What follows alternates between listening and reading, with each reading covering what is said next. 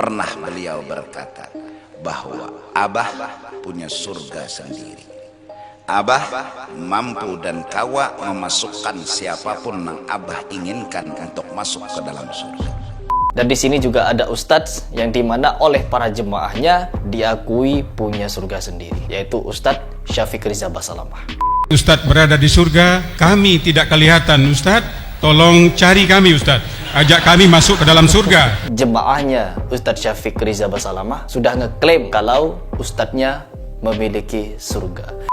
A'udzubillahi minasyaitonirrajim. Bismillahirrahmanirrahim. Teman-teman, di video ini saya ingin memberikan respon setelah beberapa hari ini saya fokus kepada Panji Gumilang. Sekarang di video ini saya ingin memberikan tanggapan terhadap beberapa atau banyaknya tanggapan atau komentar dari muhibbinnya Guru Sekumpul. Subhanallah, ya, subhanallah. Dan di sini, teman-teman, saya ingin fokus kepada pernyataan dari Guru Zuhdi yang menyatakan punya surga sendiri, yaitu Abah Sekumpul bisa masukkan siapapun dari neraka ke surga. Dan di sini juga ada ustadz yang dimana oleh para jemaahnya diakui punya surga sendiri, yaitu Ustadz Syafiq Riza Basalamah. Nanti saya akan reaction videonya. Dan di sini teman-teman, kenapa saya ingin membahas ini? Saya tidak akan berhenti. Tugas saya adalah mengajak teman-teman sekalian untuk menghindari khurafat, untuk menghindari tahayul, atau menghindari hal-hal yang berbau seperti ini. Kenapa saya menyatakan demikian? Karena saya diserang, saya tidak paham nahwu shorof, saya tidak paham balaghah, saya tidak paham usul fikih, saya tidak paham hadis dan lain sebagainya. Na'udzubillah. Ya, saya tidak pernah bersedih hati meskipun dituduh seperti itu. Saya tidak peduli. Karena apa? Kalau kita mau berbicara tentang balaghah, yaitu tentang penyusunan kalimat, tentang penempatan kata-kata, atau bagaimana membuat kalimat yang indah, tetapi artinya tetap tertuju pada suatu makna tertentu. Di sini, teman-teman, balaghah bisa diartikan sebagai sastra atau sebagai suatu susunan kalimat. Dan saya di sini, kalau mau berbicara tentang balaghah, Harry Pas tidak paham balaghah. Coba lihat tuh, tidak bisa mengartikan bahasanya Guru Sekumpul atau Guru Zuhdi. Pernyataan atau kalimat dari Guru Zuhdi tidak perlu jauh-jauh kita berputar-putar kepala bagaimana memikirkan kalimat itu. Karena di situ kalimatnya sangat jelas, penekanannya juga jelas. Tidak perlu kita menafsirkan kalimat saya punya surga sendiri dan mampu serta bisa memasukkan siapapun yang telah ada di neraka diurus masuk ke dalam surga. Tidak perlu puyeng-puyeng memikirkan hal itu karena bahasanya sudah tetap bahasa baku dan tidak perlu ribet-ribet mengartikannya. Karena apa? Kalau kita mau berbicara tentang syafaat, nah ini berbicara tentang syafaat, tentulah kita harus kembalikan lagi kepada Nabi Muhammad karena satu-satunya manusia yang bisa memberikan syafaat adalah Rasulullah. Meskipun orang-orang soleh, meskipun para ulama, kiai, sahabat, syuhada, hafiz Quran, bahkan anak yang soleh bisa memberikan syafaat, tetapi syafaat itu melalui baginda Rasulullah Sallallahu Alaihi Wasallam. Tidak ujuk-ujuk langsung syafaat itu turun, teman-teman. Tidak seperti itu konsepnya. Syafaat ada aturannya. Kalau kita ingin mendapatkan syafaat, syaratnya apa? Ada dua, yaitu beriman, sebenar-benarnya iman, dan bertakwa. Apabila kita hanya berharap syafaat tanpa iman dan tanpa ketakwaan, maka itu omong kosong. Ya, omong kosong orang yang mengharapkan syafaatnya Rasulullah tetapi tidak mau beriman, sebenar-benarnya beriman. Kenapa saya menyatakan demikian? Karena banyak sekali orang yang munafik. Sejak zamannya Rasulullah, sejak zamannya para khulafaur rasyidin sampai sekarang banyak orang munafik, teman-teman. Seperti apa contoh orang yang munafik? Ini kalau kita jabarkan akan sangat luas. Tetapi di sini kalau kita ingin meyakini, ya, kalau seperti yang dikatakan Mbah Zuhdi, Guru Sekumpul punya surga sendiri dan mampu serta bisa memasukkan siapapun dari neraka ke dalam surga. Kita harus flashback. Jadi kalau kamu sebut mimpi ataupun secara nyata bertemu Rasulullah SAW itu mengandung khurafat, itu kamu harus mendatangkan dalil. Jangan tuduhan-tuduhan keji seperti ini kamu lontarkan kepada orang lain dengan subscriber yang luar biasa banyak itu untuk menyudutkan ulama, untuk menyudutkan panutan kami di Kalimantan. Begitu kita sampai ke nisan Rasulullah begini. Lihat Zaini datang begini, kuburnya bergerak.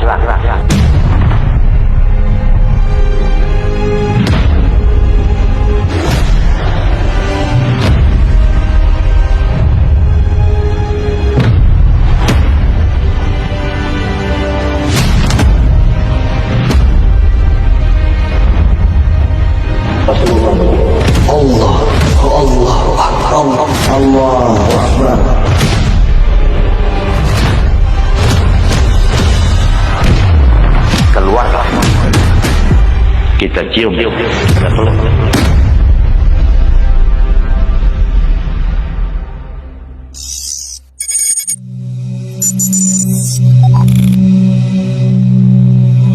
Setan tidak bisa meniru Nabi, tapi setan bisa ngaku-ngaku sebagai Nabi. Saya ulangi, setan tidak bisa meniru Nabi, tapi setan bisa ngaku sebagai Nabi. Contoh, saya ketemu dengan teman saya waktu saya di Papua, dia cerita, Firanda saya lihat Nabi. Bagaimana ceritanya? Hari pertama saya berkelahi dengan setan dalam mimpi. Terus hari kedua saya berkelahi dengan setan. Masya Allah, mukadimahnya bagus. Hari ketiga berkelahi dengan setan. Hari keempat saya bertemu dengan Nabi, dengan para sahabatnya. Oh, bagaimana ciri-ciri Nabi? Nabi wajahnya bersih bercahaya. Ada jenggotnya enggak? Enggak ada. Dia bukan Nabi. Itu Nabi liberal. Ada orang juga pernah mengaku bertemu dengan Nabi. Nabi bersahaja, Nabi berwibawa. Gimana ciri-cirinya? Rambutnya putih semuanya, jenggotnya putih. Tidak benar. Nabi waktu meninggal tidak punya uban, tidak sampai 20 helai. Itu bukan Nabi SAW. Oleh karena di zaman sahabat, kalau ada orang mimpi ketemu Nabi, datang kepada sahabat, datang, wahai sahabat, saya mimpi ketemu Nabi. Kata sahabat tersebut, sifli ma ra'ait, sifatkanlah apa yang kau lihat dalam mimpimu. Saya lihat begini-begini, itu Nabi, kata sahabat tersebut. Karena sahabat tahu tentang ciri-ciri siapa? Nabi SAW.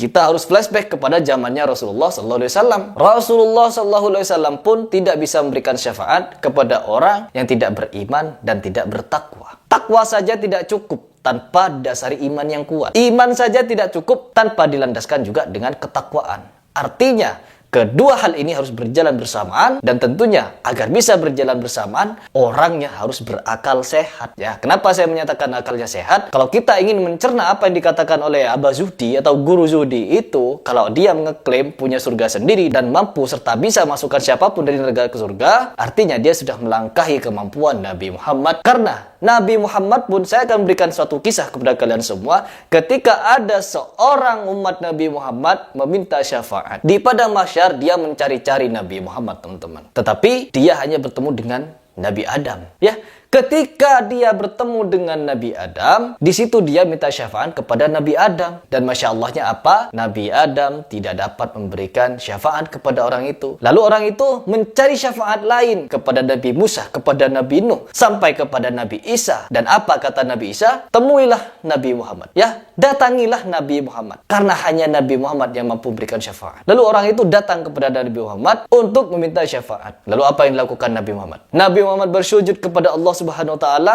dengan seraya berkata, "Ya Allah, masukkanlah umat-umatku atau umatku ini ke dalam surgamu." Nabi Muhammad masih menyatakan seperti itu. Karena apa? Nabi Muhammad tidak ngeklaim punya surga sendiri. Surga milik Allah.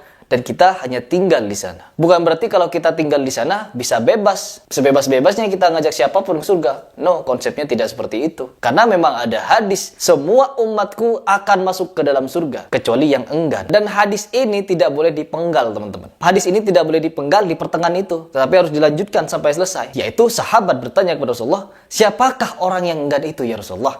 Rasulullah menjawab, yaitu mereka yang akan masuk surga karena mentaatiku.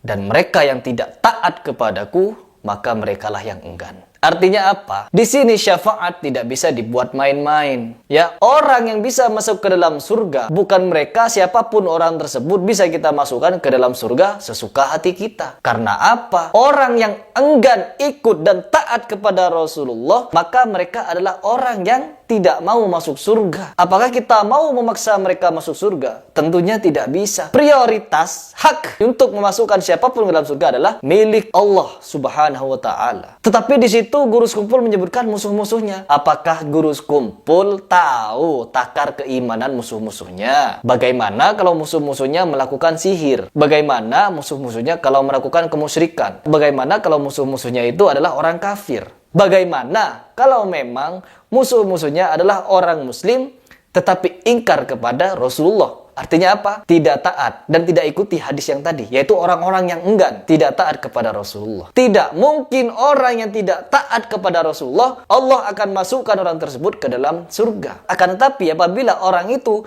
memiliki iman sekecil biji zarah pun, maka orang tersebut akan dimasukkan kelak ke surga. Namun setelah dosa-dosanya tertebus lunas di dalam neraka. Begitu. Setiap kelakuan, setiap perbuatan, setiap dosa akan dipertanggungjawabkan di hadirat Allah Subhanahu wa taala, teman-teman. Kecuali orang tersebut melakukan taubatan nasuha dan tunduk serta patuh kepada ajaran Nabi Muhammad SAW. Ada kriterianya orang yang bisa menerima syafaat itu, ya. Tidak bisa orang sembarangan bisa menerima syafaat. Ini tiba-tiba ada orang yang dikultuskan sebagai wali kutub, rajanya para wali, saingannya Syekh Abdul Qadir Al-Jailani dan lain sebagainya, bla bla bla. Tetapi apa? Memiliki sifat dan perkataan yang takabur, ujub. Ujub artinya apa, teman-teman? Yaitu merasa diri, mentang-mentang. Begitu. Ini tidak dibenarkan oleh Rasulullah. Tidak boleh seperti itu sebagai umat yang katanya cinta kepada Rasulullah. Karena Rasulullah pun di dalam memberikan syafaat bersujud kepada Allah, memintakan ampun kepada umatnya untuk dimasukkan ke surganya Allah. Bukan seenak dan sekehendak Nabi Muhammad. Karena seluruh nabi daripada Nabi Adam sampai kepada Nabi Muhammad, mereka semua tidak pernah ngeklaim bisa masukkan siapapun ke dalam surga, termasuk Nabi Muhammad. Kalau kita mau berkaca kepada 25 nabi, ada kisahnya Nabi Nuh, di mana Kan'an mati dalam kondisi kafir dan dijanjikan neraka. Banyak sekali keluarga dan sanak familinya para nabi, tetapi mereka memiliki tempat tinggal di neraka, teman-teman. Dan Nabi tidak mampu memberikan syafaat kepada mereka. Bagaimana mungkin umat zaman akhir ujuk-ujuk bisa memasukkan siapapun yang di neraka ke surga? Ini namanya ujub, takabur, dan sombong. Halu. Gak terima saya bilang halu. Tarik kembali kata-katanya. Klarifikasi. Allah. Kalau tidak mau kita mengambil sejarah dari Nabi karena Nabi ketinggian, apalagi yang di bawah, tentunya tidak akan bisa menyaingi kemampuan Nabi Muhammad. Ya sudah, kita ambil pelajaran dari Sayyidina Umar. Karena kemarin saya sudah menyebut Sayyidina Umar, tetapi saya tidak menceritakan kisah lengkapnya. Sekarang saya akan berikan kisah lengkapnya. Di mana Sayyidina Umar ini adalah seorang sahabat yang telah dikatakan oleh Rasulullah, Umar adalah seorang yang dijanjikan surga oleh Allah Subhanahu wa taala. Umar adalah ahli surga. Umar pasti masuk surga. Ini kata Rasulullah SAW. Tetapi Sayyidina Umar, teman-teman, tidak pernah sombong kalau dia punya surga. Bahkan pada di ujung hayatnya Sayyidina Umar, pernah dia itu berkeluh kesah bahwa dia khawatir akan menutup usianya dalam kondisi kemunafikan, teman-teman. Sayyidina Umar masih risau hatinya, takut dirinya terpleset pada jurang kemunafikan. Ini Sayyidina Umar masih warok, tidak sombong, padahal kata Nabi Muhammad, yang menjamin Sayyidina Umar ini masuk surga adalah Nabi Muhammad. Tetapi Sayyidina Umar tidak pernah sombong kalau dia punya surga. Dan mentang-mentang sebagai Khulafaur Rasyidin, siapapun kalian mau masuk surga, ikuti aku. Hei kalian musuh-musuhku, nanti akan aku masukkan ke surga. Sayyidina Umar tidak pernah mengucapkan hal ini. Bahkan masih takut kelak terpleset pada kemunafikan. Sayyidina Umar masih takut. Oke teman-teman, tidak perlu panjang lebar. Saya di sini ingin mereaction satu video yang dimana video ini sempat membuat saya nangis ketika mendengar pernyataan dari Ustadz Syafiq.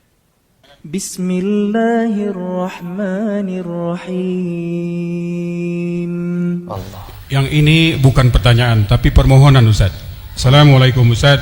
Kami sangat mencintai saudara-saudara kami sesama Muslim, terutama yang hadir di sini, termasuk Ustaz. Tolong lihat wajah kami, Ustaz. Pandang dengan seksama. Kalau nanti Ustaz berada di surga, kami tidak kelihatan, Ustaz. Tolong cari kami, Ustaz. Ajak kami masuk ke dalam surga sampai kepada Allah bahwa kita pernah duduk di majlis yang sama. Ini yang saya maksud tadi. Kalau jemaahnya Ustadz Syafiq Riza Basalamah sudah ngeklaim kalau ustadznya memiliki surga. Dan ingat teman-teman, saya di sini tidak pernah berkiblat ke ulama ini, ulama itu, ulama ini, ulama itu. No. Barang siapa ulama tersebut berpegang kepada Quran dan As-Sunnah, maka kita wajib mentaatinya. Tetapi apabila ulama tersebut sudah keluar dari jalur lintasan Quran dan As-Sunnah, maka kita wajib juga, maka kita diperbolehkan untuk berlepas tangan darinya.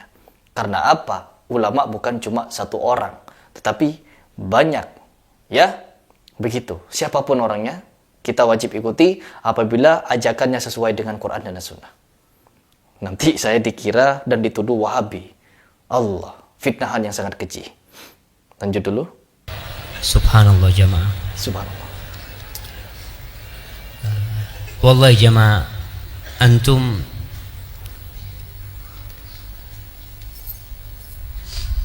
tidak tahu dengan dosa-dosa anak.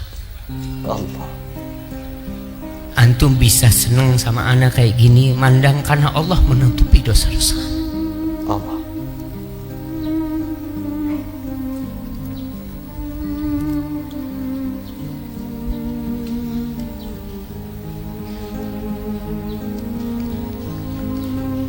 Andai kata bukan rahmat Allah, kita nggak ada yang masuk surga.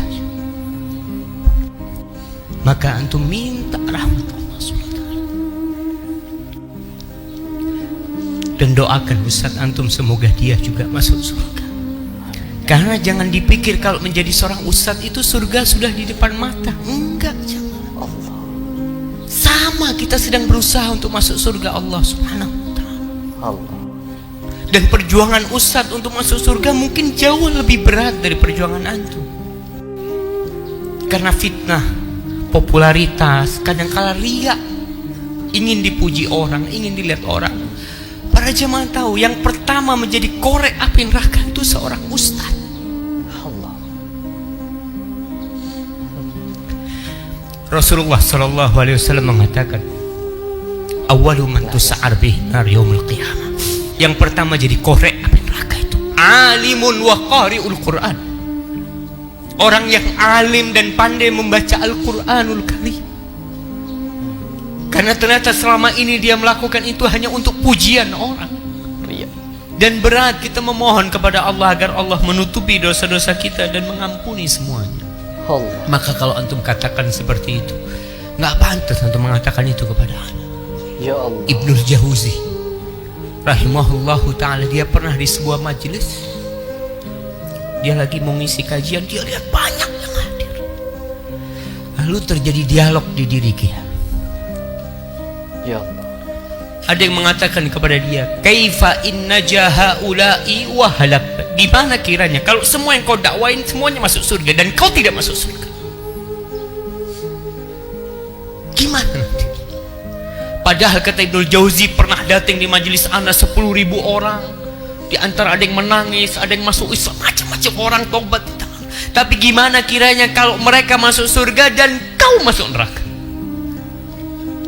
Maka Ibnul Jauzi cuma bisa memohon kepada Allah Subhanahu wa ta'ala. Wallahi jemaah, kita saling mendoakan. Kita saling mendoakan. Antum husnudzon kepada anak karena antum tidak tahu dengan dosa-dosa anak. Dan semoga Allah menutupi dosa-dosa kita. Hadza wallahu a'lam. Amin ya Allah.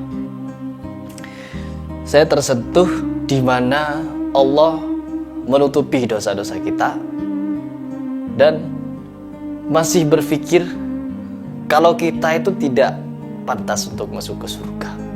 Jadi teman-teman, saya di sini sebagai seorang muslim hanya ingin mengingatkan bahwa kita ini sebenarnya tidak mampu apa-apa, tidak punya apa-apa. Hidup di dunia ini kita tidak punya apa-apa. Ya, dan kita akan mati dalam kondisi tidak membawa apa-apa. Bahkan di akhirat pun kita tidak punya surga kecuali dengan rahmat Allah Subhanahu wa ta'ala. Bahkan kadang kita jangankan memberikan syafaat kepada orang lain, kepada diri kita pun Allah